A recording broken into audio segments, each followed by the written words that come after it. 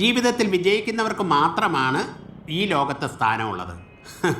അതുകൊണ്ട് നമ്മൾ എപ്പോഴും വിജയത്തെക്കുറിച്ച് മാത്രം ചിന്തിക്കണം. വിജയത്തിനുള്ള വഴികൾ തേടിക്കൊണ്ടേയിരിക്കണം. ഉദാഹരണത്തിന് ഒരു കൃഷിസ്ഥലം എടുത്തു നോക്കൂ.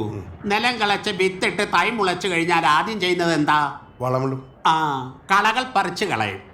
തൈയാണ് ഇമ്പോർട്ടൻറ്റ്. കളകളെ ഈ ലോകത്തിന് ആവശ്യമില്ല.